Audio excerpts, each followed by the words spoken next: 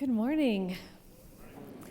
This week, Randy came up with a kind of a hard word, Pastor Randy. It's called integrity. Have you heard that word before? Integrity, do you know what it means? I started thinking, how could I help you understand? Because I'm not even sure sometimes I totally know what integrity is. It has a lot of different definitions. So this morning I thought I would show you a couple pictures and maybe see if we could all come to understand what integrity is. So I want you to take a look at this house and tell me, do you think you could live in this house? Does this look like a nice house? If it was your house, would you be happy about that? Now this house has a special location. It's on a whole bunch of property and it looks out over the beautiful Rocky Mountains. It's a great house and a great location. Would you like to live there? Well, think about it and see.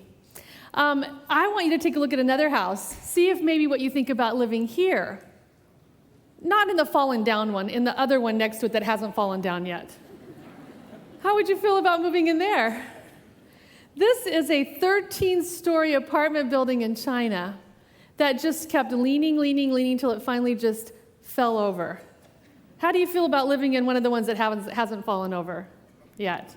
Here's another shot of it, just so you can see what it looks like. Now, the good news is it's a brand new building and no one has moved in yet. The bad news is it's a brand new building and it already fell over. I don't know what that says about the other ones, but as you look at it, how safe would you feel living in that building? One of the things that the investigators discovered afterwards is that they didn't dig the hole deep enough, and then the footings and the rebar and all the internal structural integrity was not good enough. And so what happened, because there wasn't all of those strong steel bars that make the building stand up nice and tall, the building just fell over. That tells you a little bit about how important integrity might be. For a building, I don't know, doesn't look like a safe place to live. Take a look here. Which of these bridges would you like to be driving on? Maybe neither one, after you see what happened to the other one. But this is a bridge in Minnesota.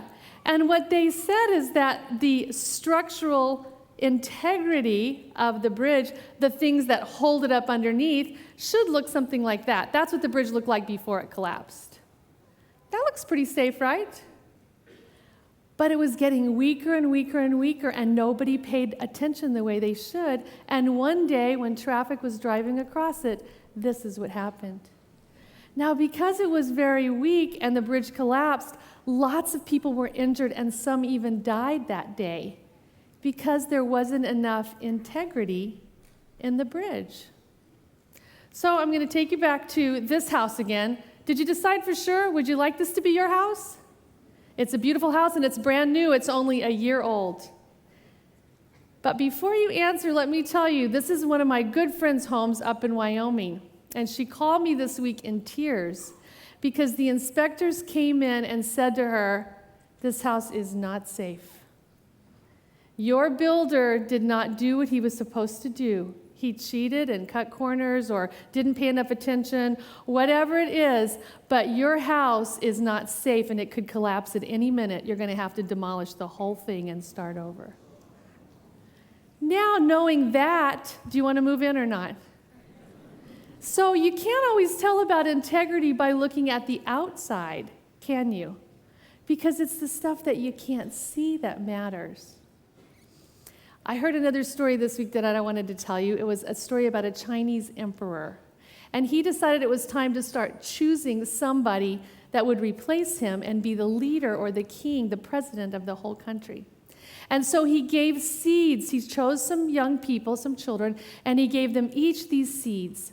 And he said, "I want you to take these and grow the best flowers that you can grow. And whoever comes back to me, I want to see everything that you've grown. So take them, do your best, and come back and see me in a few months." So that's exactly what they did. They took them, and at the end of the time, they came back and they lined up, and they had big pots full of beautiful flowers growing and growing. And one by one, they walked by the king until the emperor, until the very last one, and his bowl was empty. He didn't even want to go up and say anything because he had been a failure at growing his seeds. He said, I'm so sorry, but I tried. I did everything I knew to do, and these seeds would not grow. I don't know what to do. I'm just a terrible grower of seeds. I can't do it.